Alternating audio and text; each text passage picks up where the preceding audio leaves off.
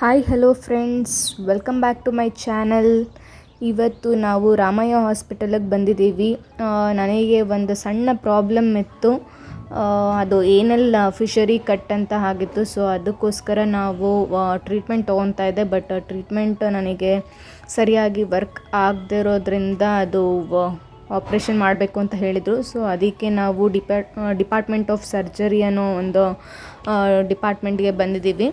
So ಇವಾಗ ಸದ್ಯಕ್ಕೆ ನಾವು ಅಲ್ಲಿದ್ದೀವಿ. ನಾವು ಒಬ್ಬರು ಡಾಕ್ಟರ್ನ ಅಪ್ರೋಚ್ ಮಾಡಿದ್ವಿ. ಸೊ ಆ ಡಾಕ್ಟ್ರ್ ಹೆಸ್ರನ್ನ ನಾನು ಇಲ್ಲಿ ತಿಳಿಸಲ್ಲ.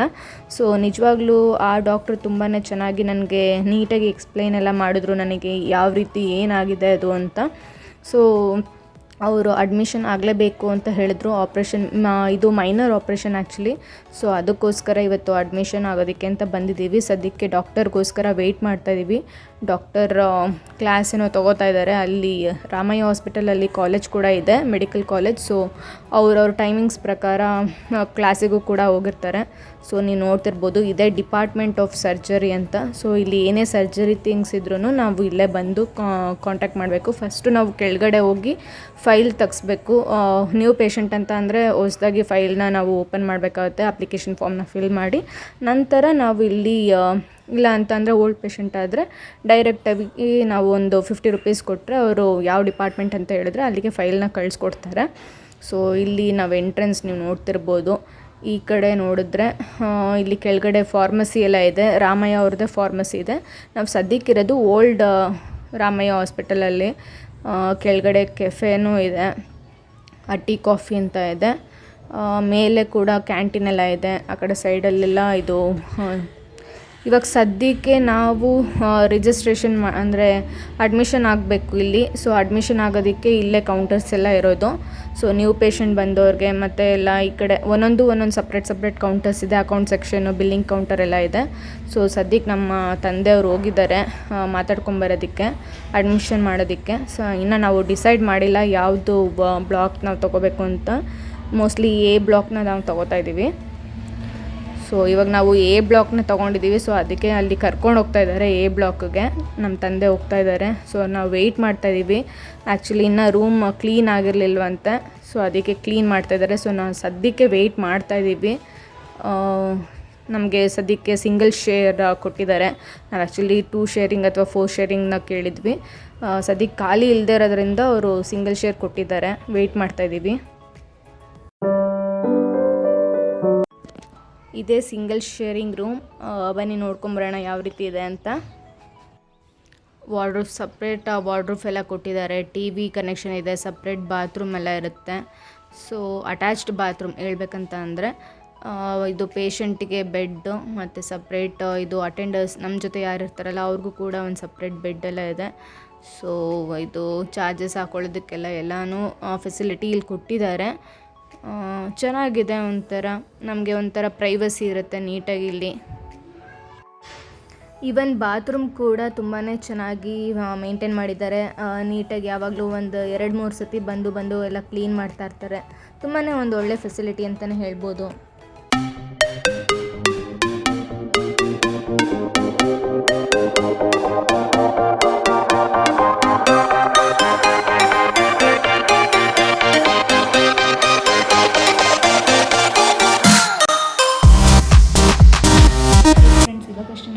ಶಿಫ್ಟ್ ಆಗಿದ್ದೀನಿ. ಇದು ಸಿಂಗಲ್ ಶೇರಿಂಗ್ ವಾರ್ಡು, ಬಟ್ ಬೇರೆ ಯಾವುದೂ ಇರಲಿಲ್ಲ. ಸೊ ಇದಕ್ಕೆ ಶಿಫ್ಟ್ ಆದ್ವಿ. ಇವಾಗಷ್ಟೇ ನಮಗೆ ಇದು ನಾರ್ಮಲ್ ಮೈನರ್ ಆಪ್ರೇಷನ್ ಆದರೂ ಕೂಡ ಇಲ್ಲಿ ಎಲ್ಲ ಪ್ರೊಸೆಸ್ಸು ಫಾಲೋ ಮಾಡ್ತಾರೆ. ಸೊ ECG ಆಯಿತು ಇವಾಗಷ್ಟೇ.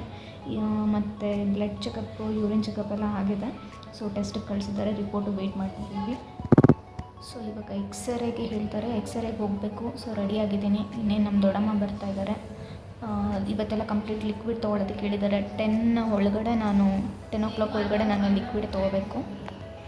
ಅದಾದಮೇಲೆ 12 o'clock ಅಷ್ಟರಲ್ಲಿ ನೈಟ್ 12ವರೆಗೂ ಏನಾದರೂ ನೀರು ಅದು ಕುಡಿಬೋದಂತೆ. ನಾಳೆ ಕಂಪ್ಲೀಟ್ ಏನೂ ಕುಡಿಯೋಂಗಿಲ್ಲ. ಸೊ ಆಫ್ಟರ್ 9 ನನಗೆ ಆಪ್ರೇಷನ್ ಏನೋ ಮಾಡ್ತಾರಂತೆ. ಸೊ ಇಷ್ಟೊತ್ತು BP ಅದೆಲ್ಲ ಚೆಕ್ ಮಾಡಿದ್ರು. ಸೊ ನೆಕ್ಸ್ಟ್ ಅಪ್ಡೇಟ್ ಹೇಳ್ತೀನಿ ನಿಮಗೆಲ್ಲರೂ. ಇದು ಹಾಸ್ಪಿಟಲ್ ಡ್ರೆಸ್ ಕೊಟ್ಟಿದ್ದಾರೆ. ಹಾಸ್ಪಿಟಲ್ ಡ್ರೆಸ್ ಇಲ್ಲಿದೆ ನನಗೆ.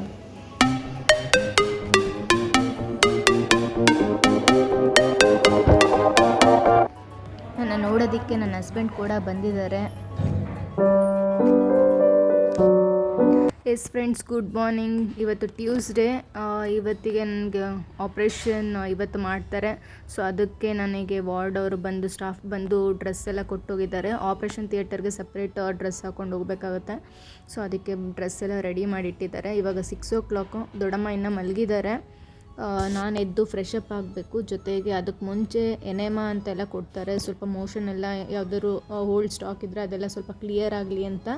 ಸೊ ಅದನ್ನೆಲ್ಲ ಕ್ಲಿಯರ್ ಮಾಡ್ಕೊಂಡು ನಂತರ ನಾನು ಈ ಒಂದು ಡ್ರೆಸ್ಸಸ್ನ ವೇರ್ ಮಾಡ್ತೀನಿ. ಜೊತೆಗೆ ಬೆಡ್ ಶೀಟ್ ಕೂಡ ಕೊಟ್ಟಿದ್ದಾರೆ. ಅವ್ರು ಬಂದು ಚೇಂಜ್ ಮಾಡ್ತಾರೆ. ಯಾರು ಸ್ಟಾಫ್ಸ್ ಇದ್ದಾರೆ ಅವರು ಬಂದು ಚೇಂಜ್ ಮಾಡ್ತಾರೆ. ಎನೆಮಾನು ಅಷ್ಟೇ ನನಗೆ ನೈಟ್ ಒಂದು 12:30ಗೆ ಬಂದು ಕೊಟ್ಟಿದ್ದರು. ಸೊ ಸ್ವಲ್ಪ ಏನಾದರೂ ಮೋಷನ್ ಇದ್ದರೆ ಅದು ಸ್ವಲ್ಪ ಲೂಸ್ ಆಗಿ ಬರಲಿ ಅಂತ. ಆ್ಯಂಡ್ ನೆಕ್ಸ್ಟು ಯಾವುದೇ ಸ್ಟಾಕ್ ಉಳಿಬಾರ್ದು ಅಂತ. ನೆಕ್ಸ್ಟ್ ಇನ್ನೊಂದು ಅರ್ಲಿ ಮಾರ್ನಿಂಗ್ ಅಂದರೆ ಇವಾಗ ಕೊಡ್ತಾರೆ ಒಂದು 6 o'clockಗೆ. ಸ್ವಲ್ಪ ಏನಾದರೂ ಇದ್ದರೆ ಕ್ಲಿಯರ್ ಆಗಲಿ ಅಂತ ಕೊಡ್ತಾರೆ. ಸೊ ಅದಾಗಿದ್ದ ನಂತರ ನಾನು ಫ್ರೆಶ್ ಅಪ್ ಆಗ್ತೀನಿ. ಫ್ರೆಂಡ್ಸ್, ಇದು ಆಪ್ರೇಷನ್ ರೆಡಿ ಆಗಿದ್ದೀನಿ. 7:45 ಅಷ್ಟು ರೆಡಿ ಆಗಿರಬೇಕು. ಸೊ ಡ್ರೆಸ್ ಚೇಂಜ್ ಮಾಡ್ಕೊಳ್ಳೋದಕ್ಕೆ ಕೊಟ್ಟಿದ್ದಾರೆ. ಸೊ ಈ ಡ್ರೆಸ್ ಹಾಕಿದ್ದೀನಿ. ಇವಾಗ ನೈಟ್ ಒಂದು ಎಣ್ಣೆ ಕೊಟ್ಟರು, ಇವಾಗ ಒಂದು ಎಣ್ಣೆ ಕೊಟ್ಟರು. So experience. ಇದು ಐಡೆಂಟಿಫಿಕೇಷನ್ಗೆ ಅಂತ ಒಂದು ಬ್ಯಾಂಡ್ ಕೊಟ್ಟಿದ್ದಾರೆ. ನಾವು ಅಡ್ಮಿಟ್ ಆಗಿರ್ತೀವಲ್ಲ ಅದು, ಮತ್ತು ನಮ್ಮ ನೇಮು ಎಲ್ಲ ಇರುತ್ತೆ. ಸೊ ಡೀಟೇಲ್ಸ್ ಅಂತ ಇರುತ್ತೆ. ಅದು ಒಂದು ಸಣ್ಣ ಬ್ಯಾಂಡಲ್ಲಿ ಕೊಟ್ಟಿದ್ದಾರೆ.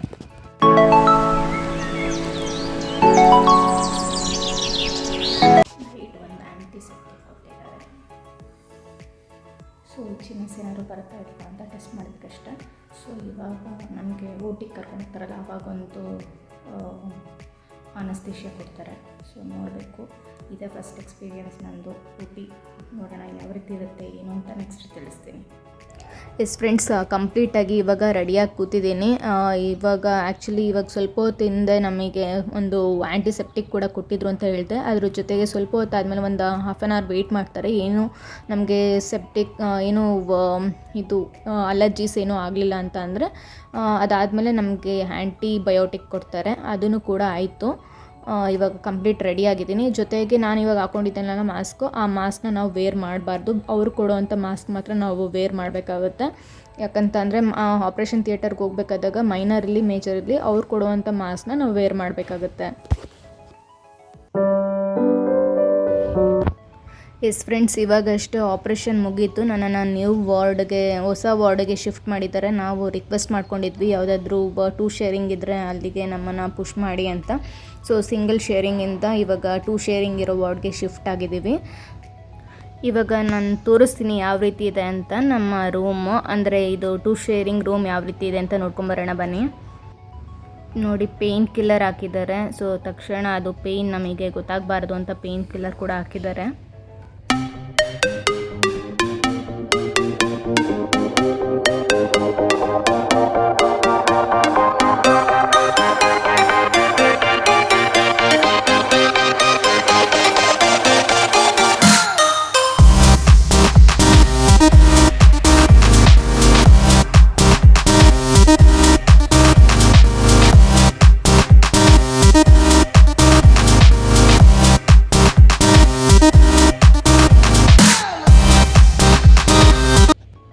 ಎಸ್ ಫ್ರೆಂಡ್ಸ್, ನನ್ನ ಆಪ್ರೇಷನ್ ಥಿಯೇಟರ್ದು ಎಕ್ಸ್ಪೀರಿಯನ್ಸ್ನ ಹೇಳ್ತಾ ಹೋಗ್ತೀನಿ. ಇವಾಗ ನನಗೆ ಫಸ್ಟು ಕರ್ಕೊಂಡು ಹೋಗಿದ ತಕ್ಷಣ ಆಪ್ರೇಷನ್ ಥಿಯೇಟರ್ ಅಂತಲೇ ಒಳಗೆ ಕರ್ಕೊಂಡೋದ್ರು. ಬಟ್ ಅಲ್ಲಿ ಹೋದರೆ ಒಂದು 2-3 ಥರ ರೂಮ್ಸ್ ಇದೆ. ಅಲ್ಲಿ ಏನಪ್ಪ ಆಪ್ರೇಷನ್ ಥಿಯೇಟರ್ ಅಂತಂದರೆ ಒಳಗಡೆ ಹೋದರೆ ಒಂದು 15 ಬೆಡ್ಸ್ ಇರೋ ಅಂಥದ್ದು ಒಂದು ಅಬ್ಸರ್ವೇಷನ್ ರೂಮ್ ಅಂತ. ಮತ್ತೊಂದು ಅದೇ ಥರನೇ 15 ಬೆಡ್ಸ್ ಇರೋ ಅಂಥದ್ದು ಎಲ್ಲ ಥರ ಫೆಸಿಲಿಟಿ ಇರೋವಂಥ ಒಂದು ರೂಮ್ ಅದು. ಮತ್ತೊಂದು ರೂಮ್ ಸಿಗುತ್ತೆ. ಅಲ್ಲಿ ಏನಂತ ಅಂದರೆ ಯಾರ್ಯಾರು ಪೇಷಂಟ್ ಅಡ್ಮಿಟ್ ಆಗಿರ್ತಾರಲ್ಲ, ಯಾರ್ಯಾರು ಆಪ್ರೇಷನ್ಗೆ ರೆಡಿ ಆಗಿರ್ತಾರಲ್ಲ ಅವ್ರನ್ನ ಒಬ್ಬೊಬ್ಬರನ್ನೇ ಅಲ್ಲಿ ತಂದು ಅಲ್ಲಿ ಮಲಗಿಸಿರ್ತಾರೆ. ಸೊ ಎಲ್ಲ ಒಂಥರ ಫಸ್ಟ್ ಪ್ರಿಕಾಷನ್ಸ್ ಏನೇನು ಕೊಡ್ತಾರೆ, ಅದೇ ಇಂಜೆಕ್ಷನ್ಸ್ ಎಲ್ಲ ಹಾಕ್ತಾರಲ್ಲ, ಡ್ರಿಪ್ಸ್ ಹಾಕುವಂಥದ್ದೆಲ್ಲ ಫಸ್ಟು ಅಲ್ಲಿ ಮಾಡ್ತಾರೆ.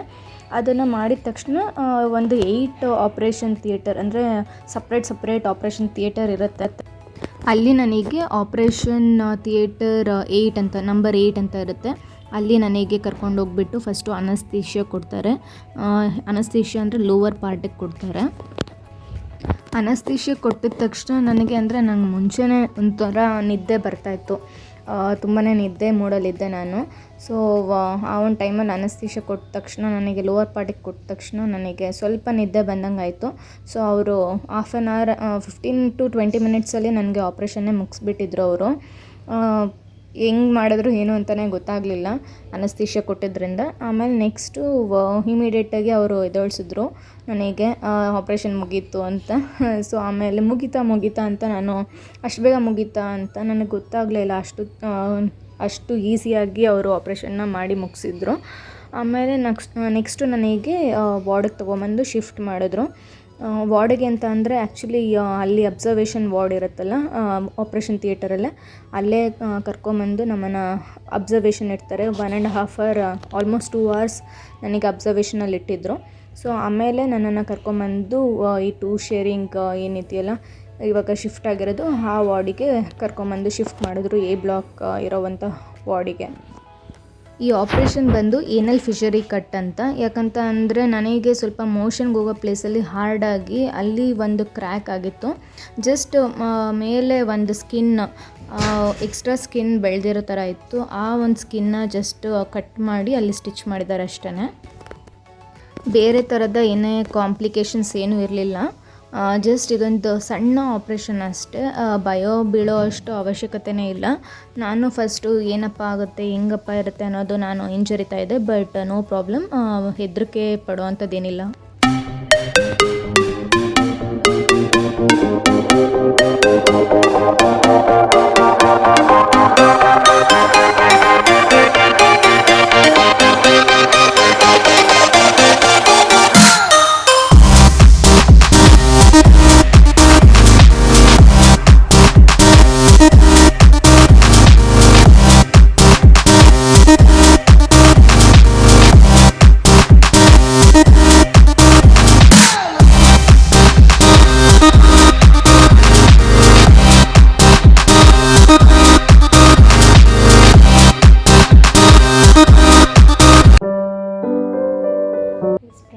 ಇವತ್ತು 3rd ಡೇ.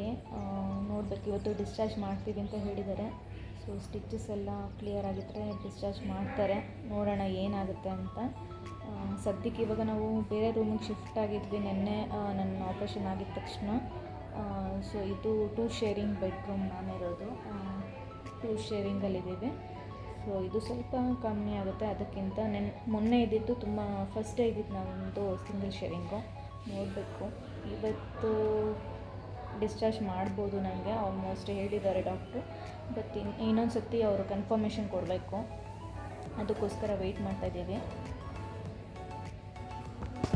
ಮತ್ತೊಂದು ಸತಿ ತೋರಿಸ್ತಾ ಇದ್ದೀನಿ 2 ಶೇರಿಂಗ್ ಯಾವ ರೀತಿ ಇದೆ ಅಂತ. ಅಲ್ಲಿ ನಮಗೆ ಕಬೋರ್ಡ್ ಕೊಟ್ಟಿದ್ದಾರೆ, ಸಪ್ರೇಟ್ ಕಬೋರ್ಡ್ ಇರುತ್ತೆ. ಸೊ ಇಲ್ಲಿ ಒಂದು ಅಟೆಂಡರ್ಗೊಂದು ಬೆಡ್ ಇರುತ್ತೆ ಮತ್ತು ಇಲ್ಲಿ ಒಂದು ಪೇಷಂಟ್ಗೊಂದು ಬೆಡ್ ಇರುತ್ತೆ. ನೀವು ನೋಡ್ತಿರ್ಬೋದು ನೀಟಾಗಿ. ಆ ಕಡೆ ನೋಡಿದ್ರೆ ಅಲ್ಲಿ ಒಂದು ಬಾತ್ರೂಮ್ ಇರುತ್ತೆ. ತುಂಬ ನೀಟಾಗಿ ಮೇಂಟೈನ್ ಮಾಡಿದ್ದಾರೆ. ಇಲ್ಲಿ ಮಧ್ಯ ಕರ್ಟನ್ ಹಾಕಿ ಆ ಕಡೆ ಇದು, ಯಾಕಂದ್ರೆ 2 ಶೇರಿಂಗ್ ಅಲ್ಲ, ಇದು ಮತ್ತೊಂದು ಪೇಷಂಟ್ಗೆ ನೀವು ನೋಡ್ತಿರ್ಬೋದು. ಅವ್ರು ಇವಾಗ ಸದ್ಯಕ್ಕೆ ಇವಾಗಿಲ್ಲ, ಅವ್ರಿಗೆ ಇವತ್ತು ಆಪ್ರೇಷನ್ ಫಿಕ್ಸ್ ಆಗಿದೆ. ಸೊ ಅವರು ಆಪ್ರೇಷನ್ ಥಿಯೇಟರ್ ಹತ್ರ ಇದ್ದಾರೆ. ಸೊ ಅಲ್ಲಿ ಮುಗಿಸ್ಕೊಂಡು ಮತ್ತೆ ಬಂದು ಇಲ್ಲಿಗೆ ಅವರಿಗೆ ವಾರ್ಡಿಗೆ ಶಿಫ್ಟ್ ಮಾಡ್ತಾರೆ. ಸೊ ನೀಟಾಗಂತೂ ಇದೆ, ತುಂಬಾ ಇಷ್ಟ ಆಯಿತು. Hi friends, good morning. ಇವತ್ತು 4th ಡೇ, ಫ್ರೈಡೇ. ಇವತ್ತು 6 o'clock, ಇವಾಗ ಅರ್ಲಿ ಮಾರ್ನಿಂಗ್ 6 o'clock ನನಗೆ ಹಾಸ್ಪಿಟಲ್ ಡ್ರೆಸ್ನ ಇಟ್ಟಿದ್ದಾರೆ. ಸೊ ಇದನ್ನು ಡೈಲಿ ನಮಗೆ ಹೊಸದಾಗಿ ಕೊಡ್ತಾ ಇರ್ತಾರೆ. ನಾವು ಎಲ್ಲಿವರೆಗೂ ಇರ್ತೀವೋ ಅಲ್ಲಿವರೆಗೂ ನಾವು ಚೇಂಜ್ ಮಾಡ್ತಾ ಇರಬೇಕಾಗುತ್ತೆ. ಸೊ ಇವಾಗ ಹೋಗಿ ಫ್ರೆಶ್ ಅಪ್ ಆಗಿ ಬರ್ತೀನಿ. ನೆನ್ನೆ ಡಿಸ್ಚಾರ್ಜ್ ಮಾಡಿರಲಿಲ್ಲ, ಅವರು ಇನ್ನೂ ಒಂದಿನ ವೆಯ್ಟ್ ಮಾಡೋಣ ಅಂತ ಹೇಳಿದರು. ಸೊ ಇವತ್ತು ಡಿಸ್ಚಾರ್ಜ್ ಅಂತ ಹೇಳಿದ್ದಾರೆ. ಸೊ ವೆಯ್ಟ್ ಮಾಡ್ತಾಯಿದ್ದೀವಿ. ಫ್ರೆಂಡ್ಸ್, ಫ್ರೆಶ್ ಅಪ್ ಎಲ್ಲ ಆಗಾಯಿತು. ಇವಾಗ ದೊಡ್ಡಮ್ಮ ಹೋಗಿ ಕಾಫಿ ತರೋದಕ್ಕೆ ಅಂತ ಹೋಗಿದ್ದಾರೆ.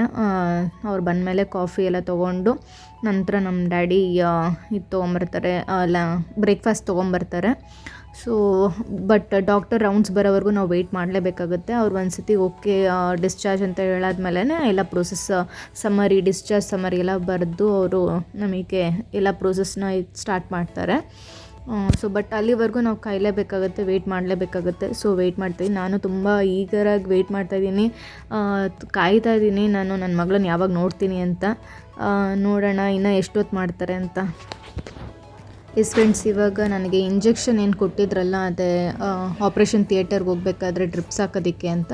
ಸೊ ಅದನ್ನು ಇವತ್ತು ರಿಮೂವ್ ಮಾಡ್ತಾಯಿದ್ದಾರೆ. ಯಾಕಂತಂದರೆ ಇವತ್ತು ನಾನು ಡಿಸ್ಚಾರ್ಜ್ ಆಗ್ತೀನಲ್ಲ, ಸೊ ಇನ್ನು ಯಾವುದೇ ರೀತಿ ಏನು ಟ್ರೀಟ್ಮೆಂಟ್ಸ್ ಏನು ಇರಲ್ಲ. ಸೊ ಅದಕ್ಕೆ ಇದನ್ನು ರಿಮೂವ್ ಮಾಡ್ತಾಯಿದ್ದಾರೆ. ಆ್ಯಕ್ಚುಲಿ ಫಸ್ಟು ಇದ್ರ ಮೇಲೆ ಒಂದು ಸೊಲ್ಯೂಷನ್ ಹಾಕಿದ್ರು, ಮೇ ಬಿ ಡೆಟಾಯ್ಲೋ ಏನೋ ಹಾಕಿದ್ರು. ಅದು ಏನು ಸೊಲ್ಯೂಷನ್ ಅಂತ ನಾನು ನೋಡ್ಕೊಳ್ಳಿಲ್ಲ. ಬ್ರೌನಿಷ್ ಕಲರ್ ಇತ್ತು. ಸೊ ಅದನ್ನು ಹಾಕಿಬಿಟ್ಟು ಸ್ವಲ್ಪ ಲೂಸ್ ಮಾಡಿಕೊಂಡು ನಂತರ ಇದನ್ನು ರಿಮೂವ್ ಮಾಡ್ತಾಯಿದ್ದಾರೆ.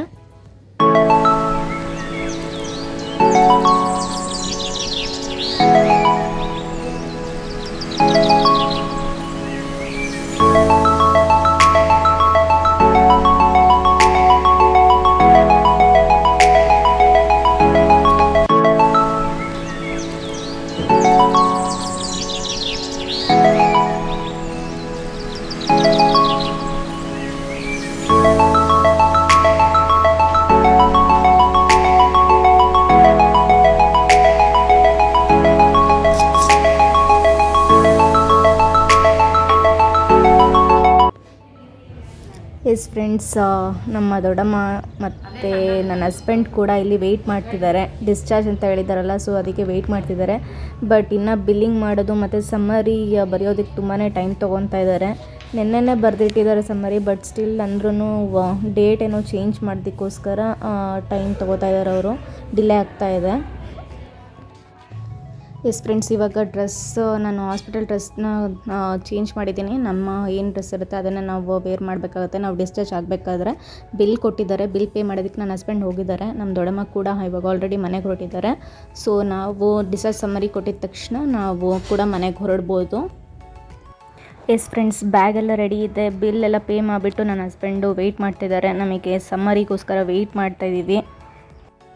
ಡಿಸ್ಚಾರ್ಜ್ ಸಮ್ಮರಿಗೋಸ್ಕರ ಇಷ್ಟೊತ್ತು ವೆಯ್ಟ್ ಮಾಡ್ತಾಯಿದ್ವಿ. ಇವಾಗಷ್ಟೇ ಸಿಕ್ತು. ಸೊ ನಾವಿನ್ನು ಇಲ್ಲಿಂದ ಹೊರಡಬೇಕು. ಸೊ ಬನ್ನಿ ಹೊರಡೋಣ.